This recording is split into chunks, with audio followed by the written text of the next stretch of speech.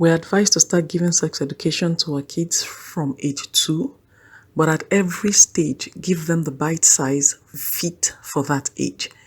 Don't leave this to chance, hoping they'll get taught in school or by the society.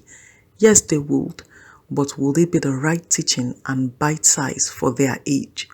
Take charge and teach your kids sex education. Once your kids can name body parts, that's the right time to start chipping in little by little on sex education. You're welcome back to my channel. My name is Unwa Dutor and I am a teens coach. If this is your first time here, you're welcome, but if you keep coming back, you're much appreciated. In this video, we're going to be talking about sex education as regards to twins and teens. Let's get right into the video.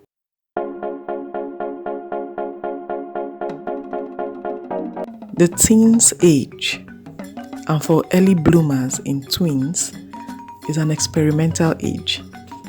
This is where they're going to try their first cigarette, their first alcohol, their first kiss, and most probably their first sex.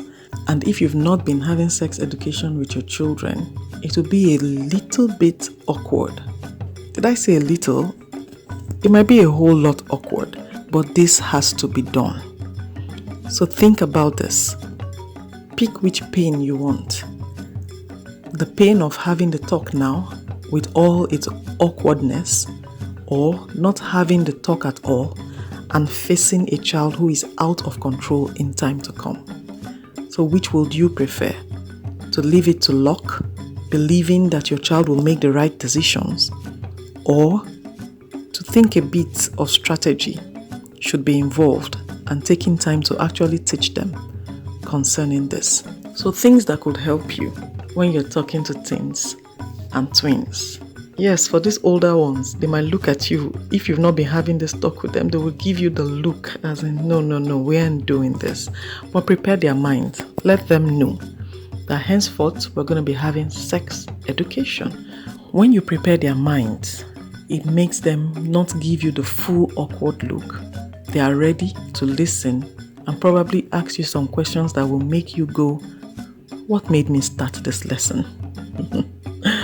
But then it is necessary. So the first thing here would be teach them about puberty and what occurs during that period. For the twins, if you have early bloomers, they would have hit it already. Because for girls, they hit puberty as early as 8 and for guys as early as 9. Even if they have hit puberty, still talk about puberty. Let them know what occurs during puberty, the changes that occurs in boys and girls, hormonal changes, and how it would affect their lives. Period, mood swings, acne, pimples, all that begin to break out. Now, let's talk about sex. Once puberty hits, the feeling to have sex becomes real. So the feeling of being loved, to be accepted, the feeling becomes real. So they begin to like the opposite sex, and it is normal. Let them know that it is normal. Don't tell your child that sex is wrong. When the child has a perception of that, that is when they want to try it out. But let them know that there's a time for everything. Let them also know the dangers that are associated with having sex early. Things like sexually transmitted diseases, things like unwanted and unexpected pregnancies, and the likes. So highlight these things. Don't scare them, but let them know that there is time for everything. So don't awaken love until it is ready. So if you're not ready to be a father or a mother, then abstain till when you are ready. Let your child know that. Now you can also talk about rape. What is rape? Why they should not take advantage of anyone. What is consent? Consent does not mean body language or the clothes the opposite sex wears. They should know these things. Something else you can talk about is for them to never let their guards down. Guys and girls alike. Because it is people who know them most that know when they are vulnerable, take advantage of them, and possibly rape them.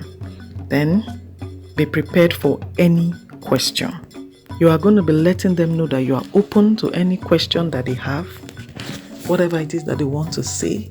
talk about concerning this that you are willing to listen. But when you do this, just be ready for any question that they have.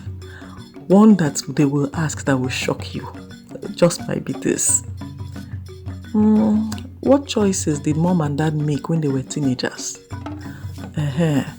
Now, don't shush them and don't be afraid or ashamed of the choices you made, but see it as a learning process. It's a teachable moment. See it as that and then teach them right. No matter the decision, no matter the mistake that they've made, let them know they can always run back to you for solutions. I'm going to give this illustration of the sugar. In this family, sugar was very important, and everybody knew to keep sugar in an airtight container and put up the shelf where ants can't reach it. So this particular day, one of the sons, after taking sugar, left it on the floor because he was distracted and ran off. On getting back, he found out that ants had filled the container. Oh, what do I do? What do I do? He wondered, and he decided, I'm going to flood them. Let's just pour water, they will drown in it. Oh, he gets loads of water, pours on the ants.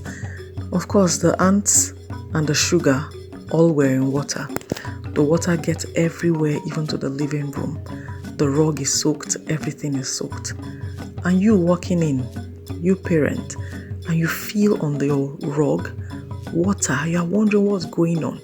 You walk into the kitchen and you find your son in the midst of this mess. What do? You are wondering, and your child is looking at you distressed and trying to say, I'm sorry, all I was trying to do was to keep the ants from the sugar. I left the sugar mistakenly opened on the floor and ants came in and filled it all up. So at that point, you are looking at your child and you're saying, so when was the right time for you to come ask for help? Once you saw the ants all over the container, you would have run to ask for help. But you felt you could remedy the situation, and the decisions you made just made things worse. So you keep trying different things and you are making it worse. So let your child know that after making a wrong decision and they try remedying it themselves by running to their friends or searching the internet, they just might make things worse. But let them know that you are open enough. They can run to you even if they have made wrong choices. They should know that they can always run back to you, and you will help as much as possible to remedy the situation with them. What's your relationship like with your teenager? Can your child come to you to ask or say to you, I made a mistake, please help me? You will want to have that kind of open relationship with your child. So these are just few things that could help you set the ball rolling concerning sex education for your twins and your teens. If you have not seen our previous videos on sex education for preschoolers and for elementary schoolers, you're going to see the links right now. Just click on them and you can watch them. Thanks a lot for watching this video. If you find this video useful, kindly give it a big fat thumbs up, and do not forget to subscribe if you've not yet subscribed, and share this video to as many people that you know it will be helpful to. Thanks a lot for watching. I'm going to see you in the next one. Bye-bye.